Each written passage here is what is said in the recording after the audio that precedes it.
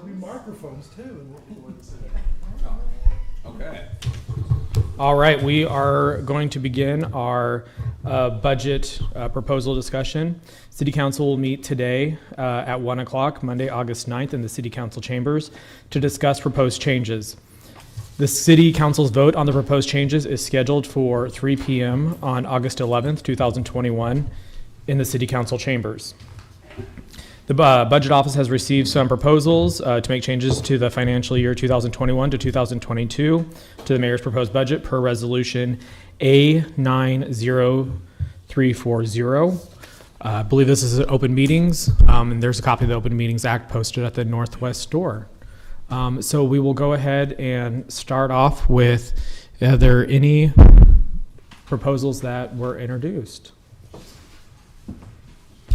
Call up.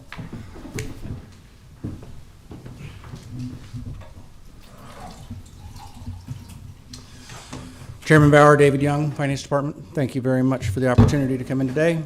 We received one proposal, which we have up on the board here. Maybe.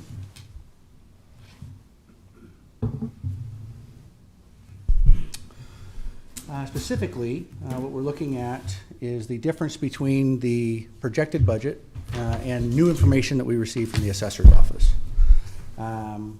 We have projected at 6.5% for property taxes and for for residential property taxes. And that number, when you look at it combined with all of the other tax revenue sources, looks like it will be closer to 10%. That is our earliest information. And so the proposal that we received was for available funding of up to $1.5 million. If we receive that additional revenue, which we will not know until August 20th, that we would spend $750,000 for affordable housing, $250,000 for sidewalks, $200,000 for tree trimming, $175,000 for 2 additional firefighters, $125,000 for mental health services. If we received an additional 1.5 on top of that, then $500,000 to a property tax cut, 50% to police and fire pension, and 50% to the streets. This is the only proposal that has been received. So in order, to kind of maintain debate and conversation, I think what we'll do is we'll see if anyone has any questions, let everyone speak first, and then begin the process again, so that way everyone gets a chance to speak if they want. Are there any comments to start us off with about the current proposed budget?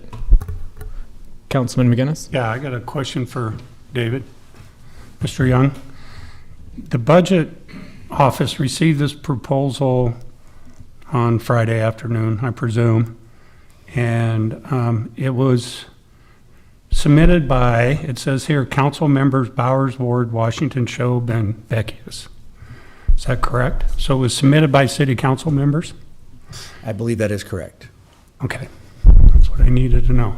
And according to our budget calendar and to the resolution that was passed that said all proposed city council changes to the budget must be submitted by 3 p.m.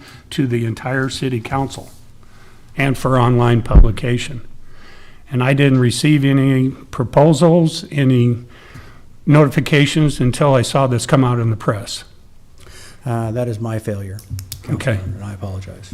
So in a way, does this, and then this goes back to Mr. Christie, are these allowed at this point, or? Johansi Christie, City Attorney's Office. I think the short answer is would be yes. I do think that these proposed changes are allowed, and I would reference the charter and the code, which says the council shall have full power at any time prior to the adoption of the budget to revise revenue estimates and to increase, decrease, insert, or delete appropriation items.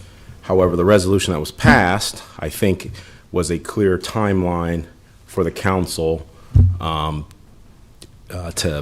a clear timeline that was created by the council so that we wouldn't find ourselves in a situation, I think, like this, where maybe not everyone was aware of the proposal,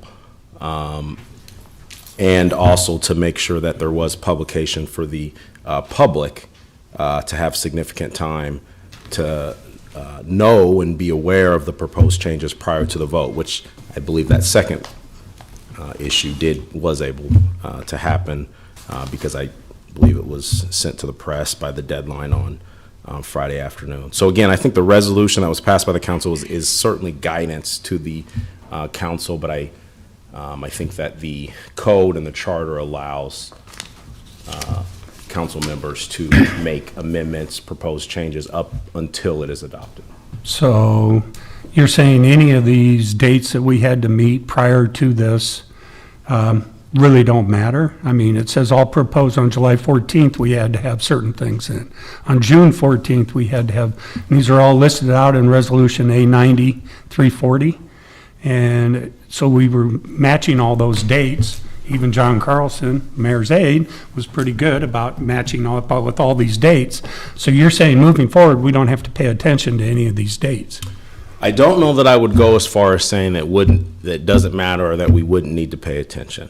But I would say that if forced with the question of which controls are ultimately what is the true deadline, I would refer back to the charter and the code. No, and I agree with you. We've done that in the past. We've done amendments up until the final minute, actually. So we've changed those type of things. I was just wondering if these could probably be brought forward at another time. I mean, all these amendments. But I'm just saying that since they didn't meet the resolution and we were following the resolution, are these amendments still valid at this point, or do we need to resubmit them?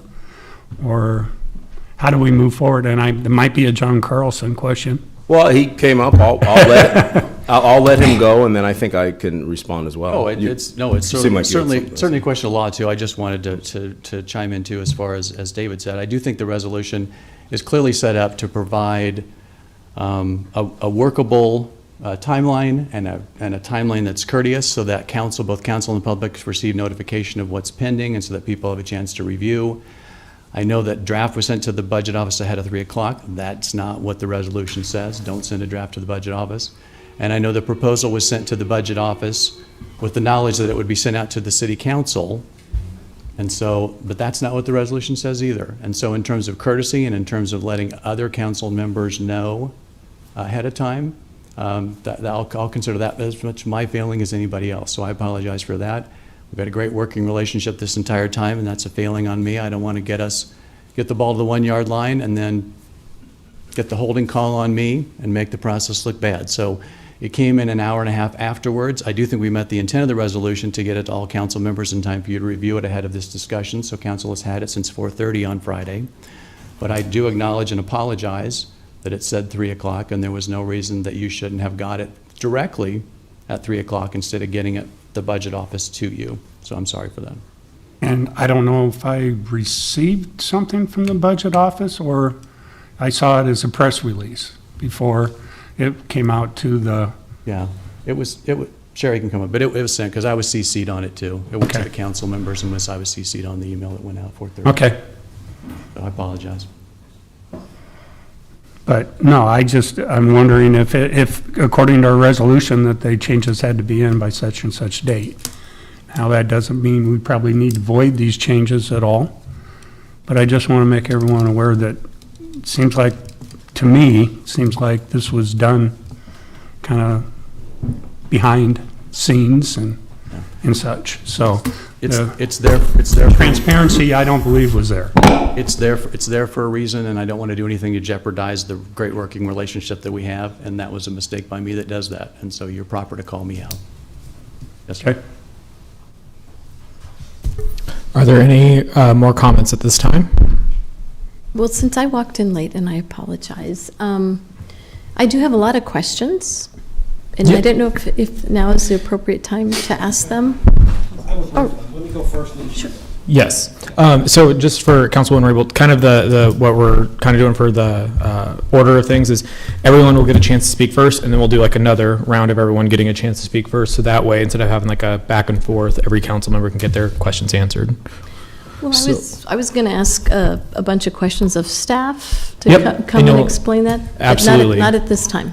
We'll let Councilman Shob go first, and then the floor will be yours. Okay. Thank you, Mr. Chair. And my comments are more of an explanation.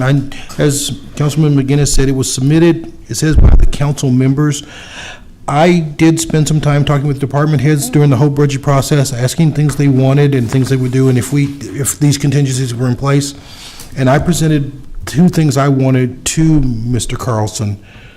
The entire list is not mine in entirety, only a few items. I am okay with him combining them all together, but the things that I wanted to talk about were sidewalks and trees, and my two items are there. The rest of them, I'm not opposed to them, but it was kind of a composite introduction, and I'm okay with that, but I appreciate what Councilman McGinnis is saying. I'm done. Thank you, Councilman Shob. Councilwoman Raybold? Well, and I really appreciate all the hard work that the entire team has put into the budget. We know it is a challenge and it is a huge task, and to have to do it twice when normally we do it every other year makes it even more challenging. So I'm hoping the staff can, when we ask a lot of questions, just back up, because I've heard a lot of numbers thrown out, and we know when the valuations come in, that's the number we have to hit. We have to hit that number, and our budget has to align with that number, which is great. But I think since that number that we're grasping is like a moving target, I wanted to get a better grasp, and so I will ask a lot of questions on how do we get that number, where does it go, and what are some of the numbers that we're seeing from the other political subdivisions, and how this all ties in to come to where our budget needs to be. And so those are my initial comments, and I appreciate the hard work, and then when it's time for questions, I'll let them rip. No, go ahead. If you got questions, the floor is yours. Oh, the floor is mine. Oh, okay, I thought everybody had to make a comment first. Nope, you can make a comment, make a question. Floor is yours. Oh, okay, great. Okay, so John, thank you. So I wanted to say that, when we put the budget together, we look at so many variables, and we don't do it in a vacuum. We certainly take into consideration all the testimony that we have, all the department directors compiling their budgets, mindful of certain restrictions, where they want to be and where we need to be as a growing city. And I know we consider what the other political subdivisions and what they ask of our taxpayers to pay.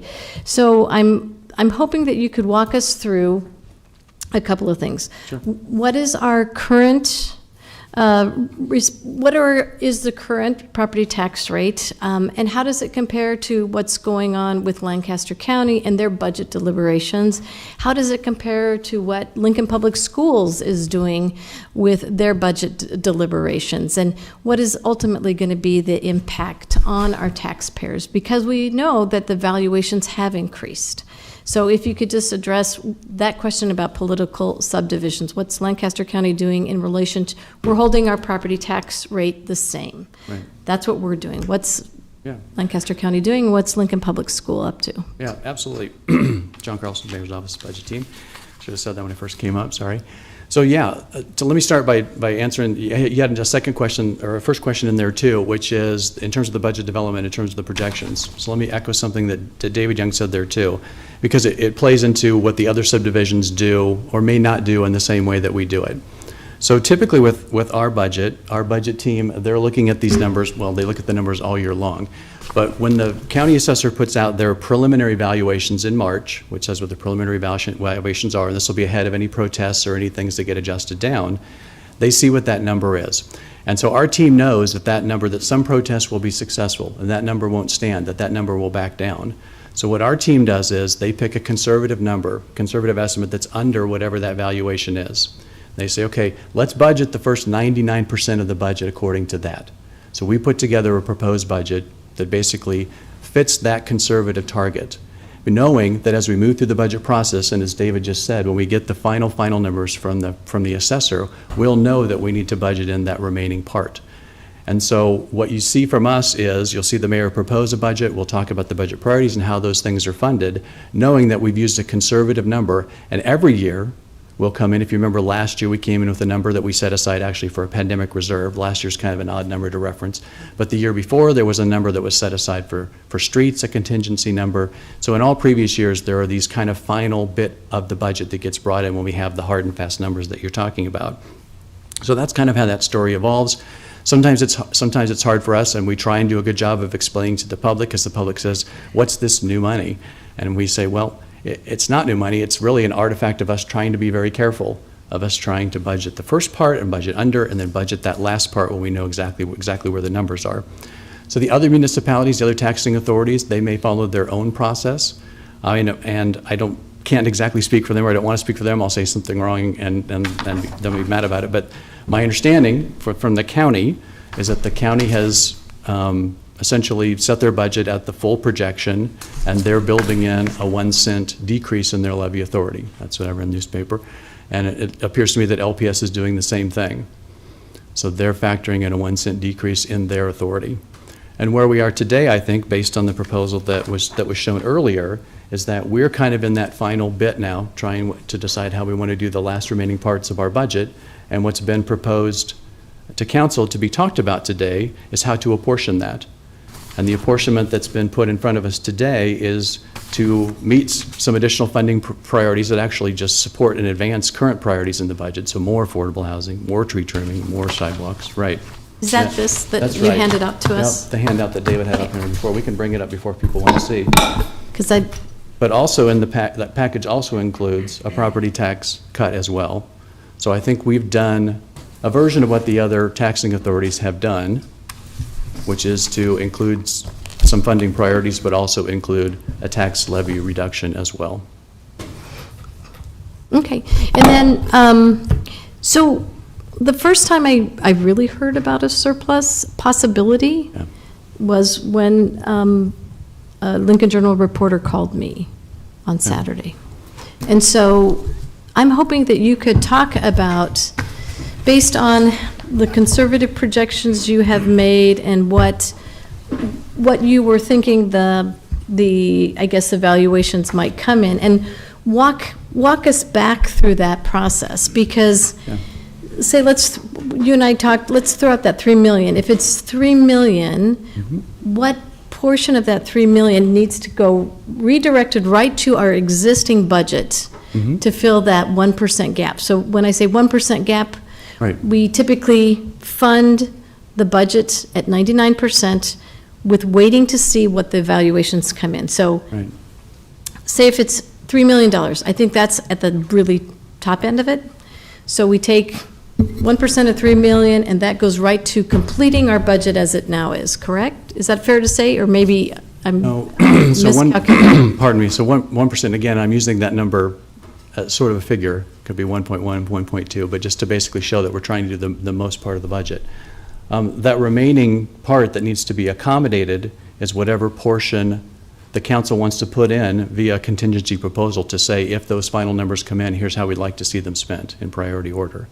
And those reflect the kinds of things that we talked about during the budget, and that I gave to council members, early on when we did the preliminary budget department presentations.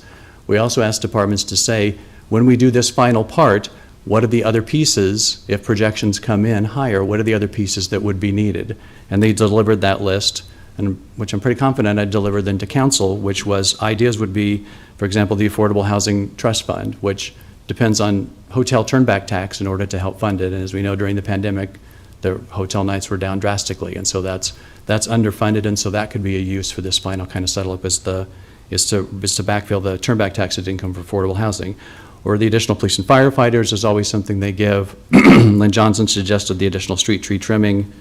We put in parks fleet replacement, fire station improvements, and it did include the potential of a property tax cut rate too.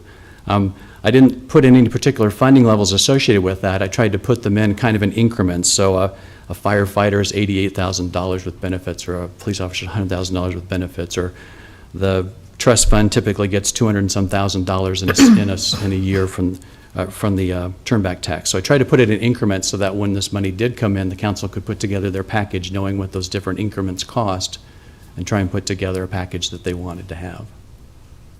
Okay. And then, so again, going back to my statement, we don't prepare our budgets in a vacuum. And I know last year was a very complicated year, fair to say, and we had to really, when we started the budget process for last year, we did it with the expectation our sales tax, based on everybody's sales tax across the United States, plummeting. And so we made the adjustments accordingly, as other municipalities did. But surprisingly and fortunately and wonderfully, our sales tax held solid and actually outperformed our very, very conservative projections. Right. In addition, we received tremendous funding from the federal government. And so I'm hoping you could talk a little bit about what the CARES Act covered and did not supplant. It covered additional expenses that we had as a community. And then also, I know we're going to have a press release on the American Rescue Plan, but also, the funding, how you don't need to tell us exactly the tranches it's going in, but, what were the parameters we set for the American Rescue Plan? But if you could just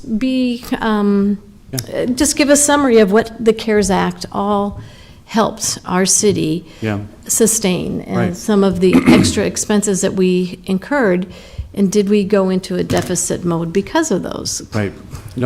And I'm glad you bring that up, because again, it's important for the community to kind of recognize how those funding sources work, excuse me, what they're targeted towards, and the fact that whether they're one-time resources or whether they're ongoing resources. And so we always want to make that distinction. So the CARES Act, both the CARES Act and the American Rescue Plan Act, are specific federal dollars that are meant to address the unique circumstances associated with both the pandemic and the recovery, excuse me. Had my lunch right before I came in, excuse me. Do you want some water? No, I'm great, thank you. Cough drop.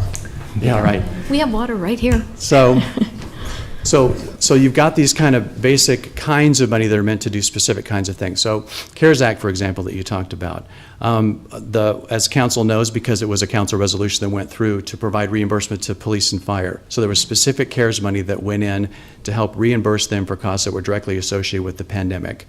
So those are one-time monies, right? So we wouldn't program those into our ongoing budget, because we know we won't get those CARES monies every single year. They were delivered in a specific year for a specific purpose, and we use for that. Now, the good news is that they were able to do some things they knew that were needed, some software upgrades and some specific one-time things, and those are great uses. And the American Rescue Plan money will be the same kind of money too, is that it's meant to address specific needs associated with either the pandemic or the recovery from the pandemic, but it's also a chance to do, and it will be guided by, those things that are specific one-time needs that need to be funded, or things that we can do in collaboration with the county, or things that can help partner with other monies, or things that can be helped to keep costs down in the future. So they don't work, those particular funding sources don't work well, and you're not suggesting they are, I'm just explaining the community. They don't work well for an ongoing budget, where you'd need to set a budget that sets the kind of foundation for the community into years forward. So for example, we wouldn't use one-time CARES money to hire police and firefighters, because the next year, obviously, that money would be gone. And so we'd have police and firefighters that we couldn't afford. So instead, we fund them through the ongoing budget, because we know we'll set that budget funding, and that budget funding will then be in place again for the next year. So the distinction, of course, it's important to make is between the one-time money and the ongoing budget money. But I'm glad you bring it up, because the community hears these numbers, they hear these funding packages, and it's important for us to continue to explain to the community where they come from, how they work, and what types of uses that they work best for. And we'll be having, again, like you pointed out, we'll be having an even more detailed conversation about that later this week. And so for the CARES Act, so the public is aware, how much did the city and all the departments receive for the CARES Act? And I pulled it up and just looked at, other organizations in our city of Lincoln were also beneficiaries of the CARES Act, which certainly helped those clinics or organizations survive the pandemic. And and it's a lot of money. There's no doubt about it. And I know while you're thinking or looking, the American Rescue Plan, the city of Lincoln, the first time ever that municipalities, cities, and counties could get this direct funding. Yeah. We have $46 million.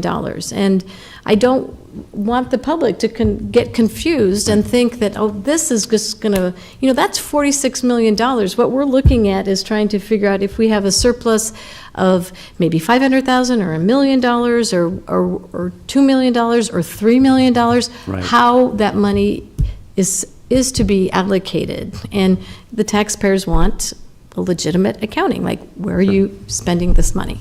Right. Jane, I was just going to address your question about the CARES Act money. That resolution where the council approved that funding was about $19 million. And then Sherry, do you recall some of the recipients of that $19 million? So it's the 911 Communications Center and the police department, and it's the fire department and also the ambulance fund. Okay, thank you. And then with the American Rescue Plan, we also have some parameters and restrictions on how that money is spent. Can you talk a little bit about that? So Kate Bowles in our office has actually been leading that effort specifically. I know she sent out some information to council. We had some meetings about it last week that Kate helped lead, and I know she sent some information out to council today.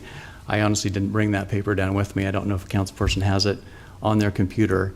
But as you mentioned, the $46 million, and that it's going into particular types of remedies that are both mandated by the federal guidelines, but also suggested by the work that Kate's done in cooperation with the county and the Mayor's Economic Recovery Task Force and the other guidance documents that talk about how those various things should be spent. And so I know she's given the council members an update on that, and I know that, like you and I both said, further details are going to be available on that later this week. But there are restrictions Of course, yeah. on how and where and when these funds are to be spent. Right. They definitely federal restrictions on that, and then there's just a functional restriction on not wanting to use them within a budget where they would be expected to repeat instead of being the one-time monies that they are for specific needs. And okay, great, thank you. And in light of what the other political subdivisions are doing, I just, and I've raised that question before, why is Lincoln not taking a hard look at the possibility based on where we've heard the valuations are trending? I was just curious why the mayor's budget did not automatically include something like what Lancaster County has done or Lincoln Public Schools. And you might want to talk about what percentage of that big tax pie is Lincoln's responsibility in Lancaster County and certainly Lincoln Public Schools. Right. And just broadly speaking, out of every tax dollar, Lincoln gets 16 cents, the county gets 14 cents, and LPS and the other authorities get the remaining 70 cents. So Lincoln's about 16 cents of that dollar. Different authorities do different things. Obviously, I'm stating the obvious. LPS is in charge of education. We're in charge of all the city items. County's in charge of county items, but also social services, human services, and lots of other requirements there too. So they all have their particular needs, and they're all guided to craft their budgets depending on the particular needs of both the community they serve and their particular sector and programs that they're responsible for providing. So, again, I don't want to speak for the other entities. I will speak for us. And as the mayor puts together our budget, I'll go back again. We put together the bulk of the budget. We budget conservatively. We know in the end there'll be this opportunity to have final discussion based on final numbers. The mayor is supportive of the proposal that is in front of us today. And I think it does offer Lincoln's version of including some property tax relief. The other municipalities have looked at their individual budgets and decided what works for them. I think the discussion today is what works for us, and the proposal that's in front of us now contains some budgetary needs that the county doesn't directly address, sidewalks and firefighters and street tree trimming. Certainly mental health services they help with, and affordable housing, they do a version of that. But I think this package is trying to fund those important city priorities, but also include some property tax relief as well. Okay, and then can we go through each line item that has been proposed? Could you tell me a little bit about the proposal that is before us, if available funding up to 1.5 million, it says 750,000 to affordable housing. Can you tell me what's in the existing budget for affordable housing, and what are some of the possible designations for this additional 750,000? Should the evaluations come in? Definitely, and I've got our subject matter experts in the room on each one of them, so if it's okay with you, I'm just going to invite them up, and they'll speak directly about the programs that they use and what the funding can be used for. Sounds like a plan. So what is the current funding in the budget, and what this additional funding could be used for? So first up, we'll ask Dan Marvin to come up and talk a little bit about affordable housing.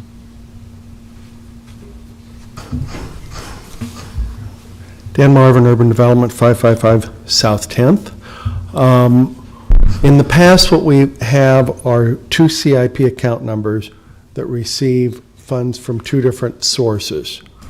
One source has been what we call the TIF admin fee, and there's a TIF admin fee on TIF projects, and then during the biennium, if we receive over $200,000 in TIF admin funds, then the surplus goes into an account that's in the CIP and deposited there. The other source of funding that we have has been from the turnback tax that we have through Pinnacle Bank Arena. Pinnacle Bank Arena has sales tax that occurs within the arena and then at hotels within the surrounding area. And the first priority for turnback tax is to do the debt service on the indebtedness that the taxpayers voted on when we constructed that building. And then later there was a change in the legislature, not sure when that happened, that allowed for, if there's a surplus, that 10% of the additional can then go into an affordable housing fund. And so that's been budgeted at approximately $250,000 a year. The dollars that were available for that stopped, and we get a check every year in December, except recently.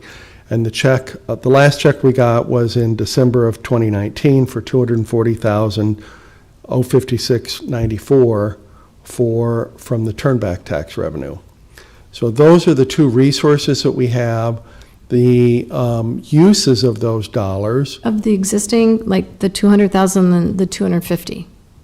Or, So the last time we got money for turnback tax was December of 2019. It was $240,056.94. so what is the placeholder in our current budget before us? Zero. Should be zero. $0. I think there's an item that's coming to try to reverse 244,900 out, which I got the email from Sherry on that. And I forget to introduce myself, Sherry Wolf, City Budget Office, 555 South 10th. The capital improvement plan does include the $250,000 appropriations of turnback tax. Again, this year's CIP, we essentially have year 2 of the budget requests that were submitted for this biennium. So those appropriations came forward in the CIP, but we now know that we're not going to be receiving the turnback tax revenue in excess. So for the current fiscal year, when the budget resolution comes through, you'll see language in there to lapse the current year appropriation because we didn't receive the revenue. And we will have to do that in the future unless we find another funding source, as is proposed here, to replace. We don't anticipate that turnback tax funding being available in excess of the debt service needs for the next couple of years. And Sherry, then with the tax increment financing surplus, how much was in last year's budget and as a placeholder, and how much is like a placeholder for this year's budget that we're going to be voting on? I was actually looking at that Friday night when they shut down the computer system for backup, and I haven't got back to it yet, but that will come forward to you in the budget resolution as well. We look at the first $100,000 goes to support the general fund, and then anything in addition we set aside for affordable housing. And I haven't reviewed those numbers yet. Okay, And so, and I don't have those numbers either. okay, but you'll get those numbers to us. And then, Jane, just would you mind a small interruption for a clarifying question?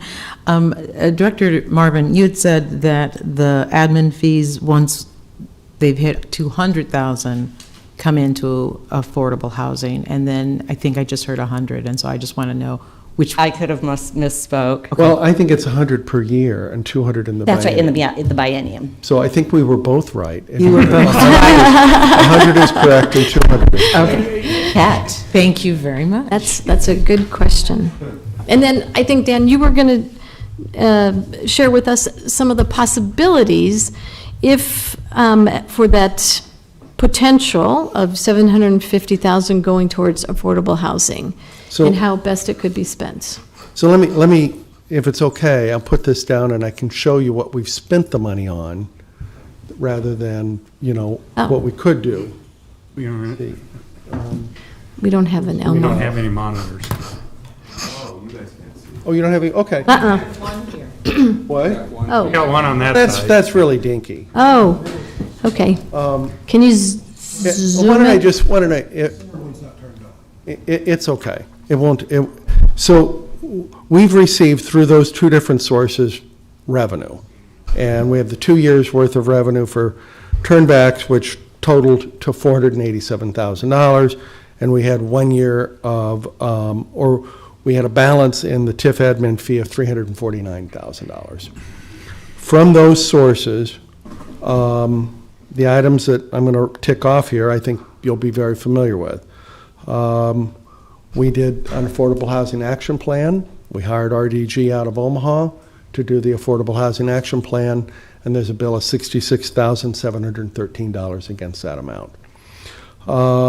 We hired Hannah Keelan to do some blight studies so that we could provide areas for the $5,000 tax credit.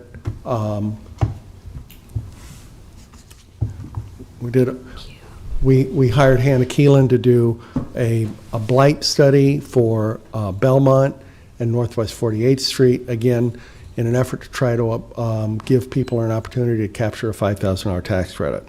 That was $39,000. We demoed a building at 1120 E Street, $22,640. We demoed a building at 1115 E Street, $21,555. We brought a Canopy Park agreement to this body to approve. Canopy Park is what we call Block 4. Within that agreement, there were two large numbers, $210,706 of turnback tax and $226,705. And these were to create a mechanism to have 41 affordable units within the Canopy Park project. We have an agreement, there was an agreement in Soto where they're going to build a fourplex, and we are attracted to this one because it creates a lot of leverage. They have a $500,000 grant through DED. They have financing through the Lincoln Community Foundation in the amount of about $245,000. And to close their gap on their project, they needed an additional $120,000. So we funded $100,000 from TIF admin and $20,000 from turnback tax to be able to give them the final closure so that they can do their project in Soto. Those are the big dollars that we have. We have a couple of smaller ones.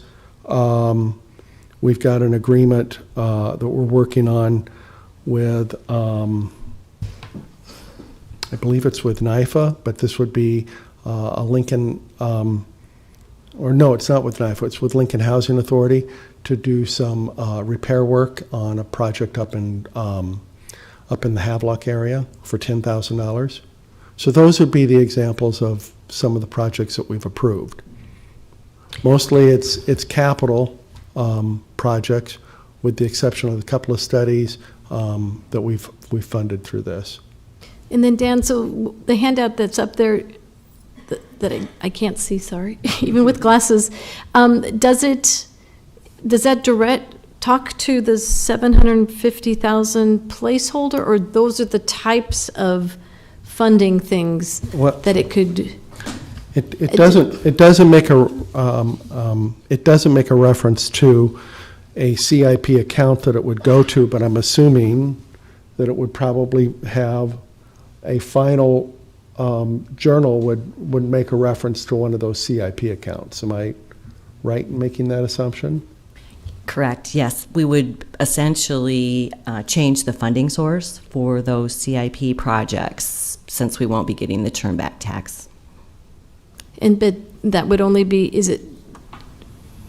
are you calculating 249,000 each year, or for 1 year, or zero, because we didn't get any in 2019, and it's highly unlikely that we'll get any future funding in that CIP account? I'm making assumptions, but based on the roughly $250,000 per year of turnback tax, and I would turn to the council that made this proposal, I think that that represents the 3 years of turnback tax that we're estimating we won't receive. And capital improvement appropriations don't lapse. They're ongoing until they're utilized. So if we made this correction in this year's budget, that would essentially carry us through the next couple of years when we don't anticipate getting turnback tax revenue. So Sherry and Dan, could it possibly be used for funding to assist landlords in the heart of the city to offer no-interest loans so that they could fix up and restore their properties? Could it be used in that capacity? I think we probably have broad latitude to use the funds in a variety of different ways. Okay, because certainly I know my colleagues probably have gotten an earful as well. How do we preserve and protect our existing affordable housing stock and make sure that it's maintained and that landlords take initiatives to repair, rehab, and keep their properties? We have that. Current with We have codes. the twin goals and the action plan of trying to increase the amount of housing stock that's affordable and also preserving what we do have, so. So again, I there's think we wide certainly latitude to have. be able to initiate programs like that Yes. would really certainly help. Okay, I have another, well, does anybody else have questions of Dan? But I was going to go on to the sidewalks next. I was going to say, since we do have a director's meeting in about 15 minutes, can we put a pin in the rest of your questions and see if anyone else has questions, and then come back to you?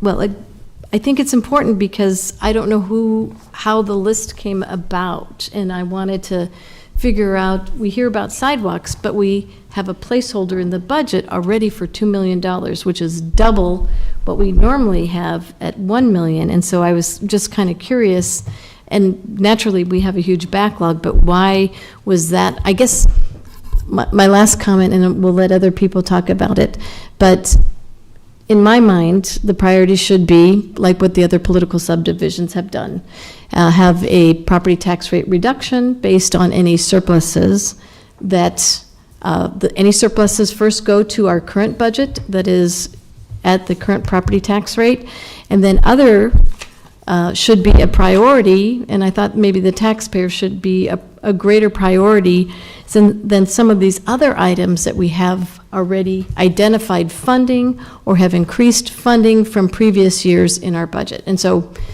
that's why I'm asking all these questions about how did we get to these priorities, and because some of them, this is the first time I'm hearing them. Well, and maybe it's more relevant for other counselors to speak instead of maybe city directors. Thank you, Tom. You bet. So for me, for example, and I won't speak for my other colleagues at all, but for me, as you stated, we have additional unfunded needs here in the city of Lincoln. As you were stating, as we were just getting ready to call up Director Elliott, I think we still have $7 million, Director Elliott, is that about right, of outstanding sidewalk maintenance need in the city, is that correct? It's actually closer to 9 million. Okay, sorry, 9 million. Yes, you're close. So yes, we are seeing additional direction and dollars given in that way in that manner, doubling, like you said, from the year past, but even an additional $250,000, yes, $250,000 worth of sidewalk improvement still leaves us $8,750,000 behind. So, and you know, you'll see $175,000 for additional firefighters. We know that we're still underfunding that need, in addition to other dollars here to fire and police pensions, streets, so on and so forth. So I concur with you, Councilwoman Raybould, that I do think it's important to offer what we can to a taxpayer when it comes to making sure that we're watching the bottom dollar, and that's why I, for one, did advocate for a property tax relief number in there. But I will say that while that number still includes property tax relief, we still have a number of unfunded and unmet needs in the community. This list certainly doesn't address all of them, but simply taking the entire dollar amount and saying we're not going to apply it doesn't move the needle forward on addressing those unmet needs either, that we as a community, as a collective whole, have decided through a public process and years of engagement are important. So I just wanted to offer that to you. Councilwoman Washington? Thank you, Chairman. Yeah, I would echo a little bit of what Councilman Beckius has said, and a little bit of what Councilman Shope said earlier at the front end of the meeting. When I looked at the opportunity that we might have excess, I did place down where I thought where my priorities were, which is affordable housing. And I definitely believe that a repair, restore program for landlords to help bring housing stock, to preserve the housing stock we have, is really important. I also want to make certain that when we don't have the turnback tax coming in from Pinnacle Bank, that we're able to keep those promises and continue to move forward. I'm hopeful that we're going to continue to find other sources of funds to help fund affordable housing. There's a great need there. The other things that were really important to me were the 2 additional firefighters. I want to bring us up to what I consider parity here. We're continuing to grow. I think we need to have additional first responders. And I also am a big proponent for the tree trimming, the urban or community forestry program. One of the things that we have seen in the last year or 2 years that I've sat on council is a lot of claims for trees and damages to property. And though some of that is act of God, I certainly understand that. I think that we owe it to our community to take a better look at how we're managing that program. And we are short at least, and we are millions and years behind in our tree trimming program. And so if we can do anything to move that needle forward, I wanted to do that here. I don't look at these dollars as extra dollars so much as we have a long list of unmet needs, and I know we did what we had to do last year, and if we were ever, in a similar situation, we would do what we had to do. But given a little bit of relief in our budgeting process because of revenue, I also want to address some needs that we still have. And then I think, even though it's not very exciting for folks, funding both fire and police pension is critically important. I just don't want us to be shocked in years to come that we don't have what we need to keep our promise. And I'd like to say that those were questions. Those weren't necessarily all my comments. I just want to add one thing, and I know we have to get to the board meeting. I would have structured it a lot differently. I would have prioritized affordable housing, property tax rate, and then the balance, any other surplus after that critical priority area, then should be divided up. Should it be more than 1.5 million? I feel very strongly that our obligation is to the taxpayer. I don't think they understand right now, with all the evaluations and increases, it doesn't impact them this year. It's going to impact them next year. And so that's where I thought the priority should be. property tax rate reduction, reasonable, and then affordable housing, and then anything else should have been a priority. We're already giving double the amount that we normally do with a huge backlog on sidewalks. We have increased our firefighters by at least 5 from the previous year, and now for 6. And we've already have additional funding for mental health services, and the police and fire pension is something that typically gets smoothed out depending upon our year. But we have agreed as a city council that we will meet that expectation and funding for any current year that we have based on the recommendation of our pension advisors. But I guess I wanted to see a different priority, and I guess we didn't have any discussions about the priority amongst ourselves or even prior to today. And so that's why I'm asking all the questions, like how did this come up to be, who came up with this, and the reasons why, and thank you for letting me monopolize the time. I apologize, but I needed to get those questions answered because I didn't hear from anybody. Okay. But I guess when I caught the tail end, like, when do we have to finally submit our, isn't it on Wednesday? So I think, so I hear your question. Let's go ahead and kind of do the wraparound. Councilwoman Ward, is there something that you wanted to? Yeah, I would like, thanks. Thank you, Mr. Chair. Just to go ahead and reiterate what has already been said with these priorities. I support them all. These are unmet needs. And back to Councilman McGinnis's point, that's as much a communication issue with the council. Councilman McGinnis, so I apologize. We were talking to each other, but not to you, and maybe it's because we might have known how you felt. I don't know, but Or that's me, I didn't. well, you were out of town, Jane, and so Okay, I know that attempts were made by the mayor's office to reach you many times, and but that's on us as well. We could have tried to reach you, but you were not around. So to be fair, those attempts were made to reach you. But, so I support all these as well. I would have put probably higher dollars and reversed the order, but I support all of these initiatives as unmet needs. And the only other thing I will say, because we are short on time, in the spirit of transparency, I asked for additional money, not part of the budget. And so I want to and I've talked to you all about it, but it was a long time ago. So I just want to make sure and remind you all that I asked for money for Centerpoint, and a $35,000 amount.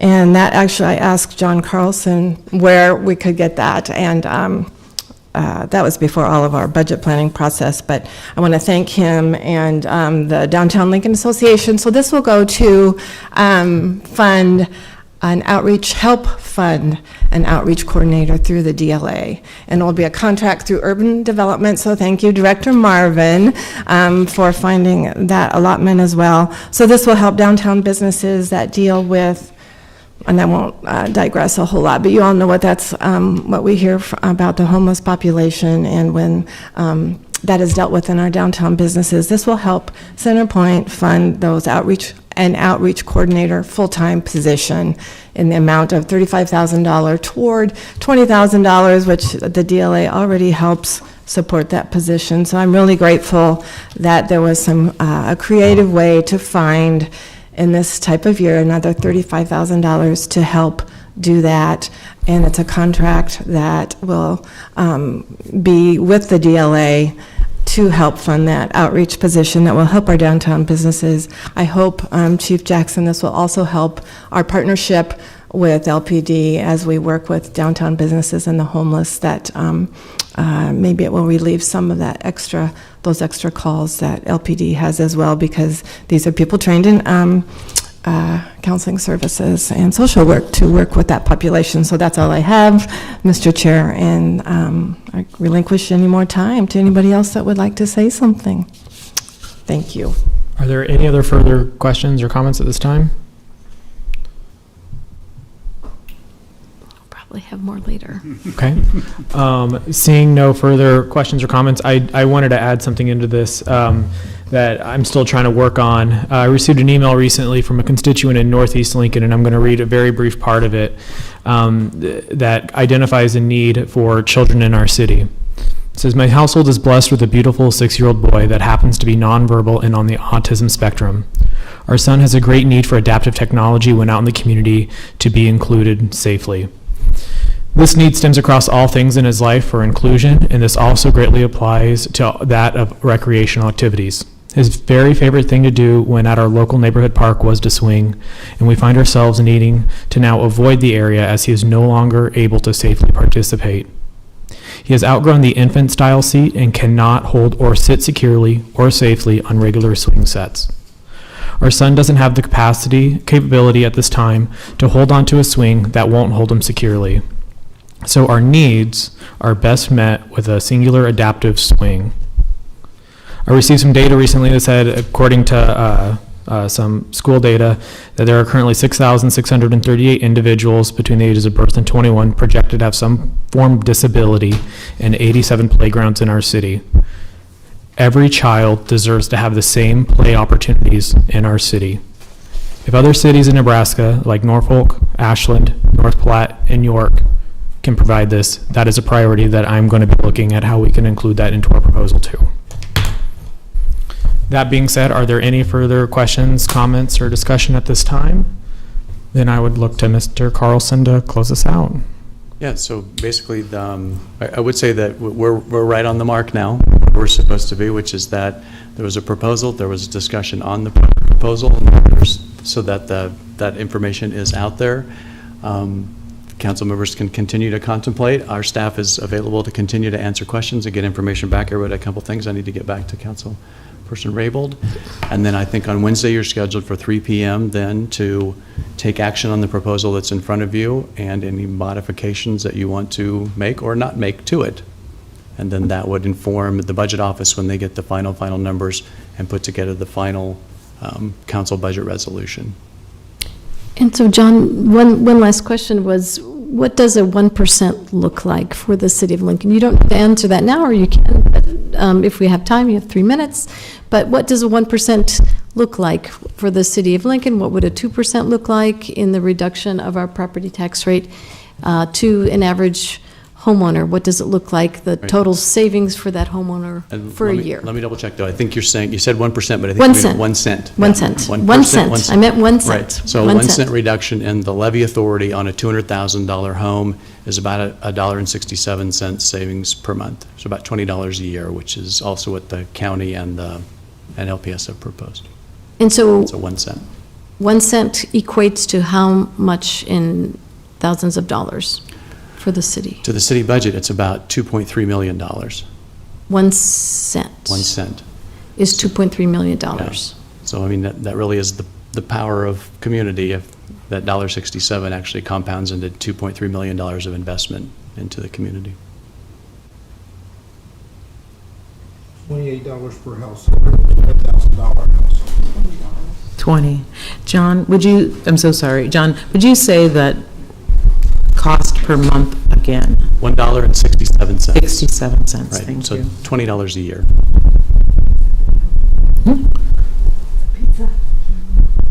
Okay, seeing no further discussion, we'll go ahead and close this meeting, and then we will move into our directors meeting. Do you folks need like a 5-minute break? We'll do a 5-minute break, and we'll come back at 2:05. Yeah, we'll just meet here. Okay. This is the